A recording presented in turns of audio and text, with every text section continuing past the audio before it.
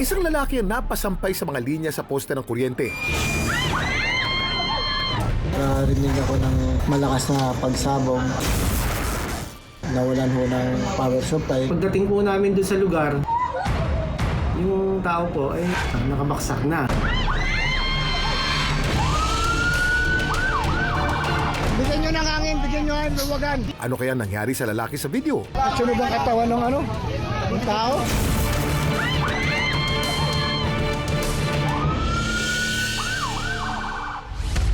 Paano kung makaramdam kayo ng spark pero yung hindi nakakakilig? Yung delikado at makamamatay. Kunyari, ano to? May kuryente to. Dumikit sa'yo. Ano feeling mo yan? Sa isang bahay, usually nasa 220 volts lang ang kailangan para magpaandar ng ilaw, TV, electric fan, at ref. Kahit 220 volts lang, nakamamatay na ito kung dumaloy sa katawan ng tao. Ang mga linya ng kuryenteng nakikita natin sa poste sa kalsada, pwedeng umabot ang voltage na hanggang 34,500 volts. Ang taas, kaya naman kahit sobrang sandali lang na madikit dito, pwede kang mamatay. Dito sa Valenzuela City, isang lalaki napasampay sa mga linya sa poste. Yung kanyang scaffolding na dikit doon sa secondary line na pinagmumula ng power supply. Yun, sumabog at nakuryente si Manong.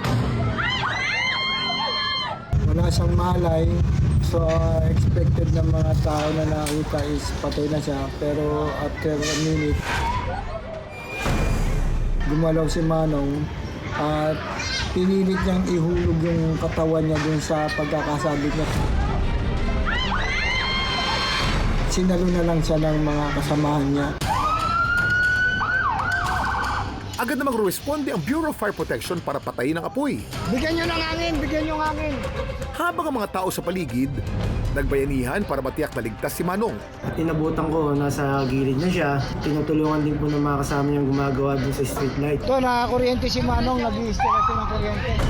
Critical po yung kalagayan niya. Sunod po talaga yung katawan. Pinapunta ko na po yung aming service sa barangay para po may takbo siya sa malapit na ospital. Sunog ang katawan ng ng tao. Sa mga matitinding cases, maaaring magkaroon ng cardiac arrest at matuluyan ang kamatayan.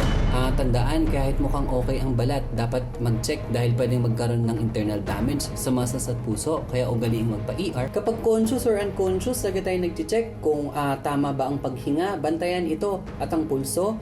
And kapag unconscious ang pasyente, pwede natin siyang ilagay sa recovery position or patagilid bago dumating ang emergency. Ang lalaki sa video na kilala ng 37-year-old na si Edward. Hindi pa na siya isang electrician o lineman, kundi isang construction worker. Sadyang nadikit lang ang scaffolding na gamit-gamit niya sa linya ng kuryente. Karaniwan nagsusot ng makapal na rubber gloves at makapal na boots ang mga lineman.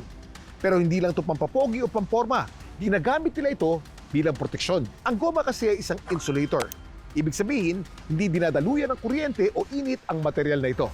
Dami mong alam, Kuya Kim. Pero ang material ng scaffolding na bakal, isa namang conductor na madaling daluyan ng kuryente. Kaya si Edward, sobrang napuruhan. Talagang sunod po yung kanyang katawan, no? Hanggang likod, pati po yung mga damit niya, sira-sira na. Hindi na nga siya makakausap dahil hinihingal.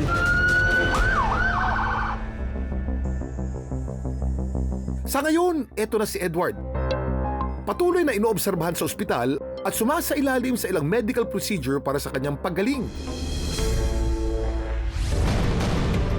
Sa trabahong malapit sa panganib, hindi pwedeng isang tabi ang kaligtasan at kalusugan dahil sa isang iglap. Pwede nga isang kislap ay biglang sumilab. At ang araw-araw na gawain, pwedeng mauwi sa trahedya.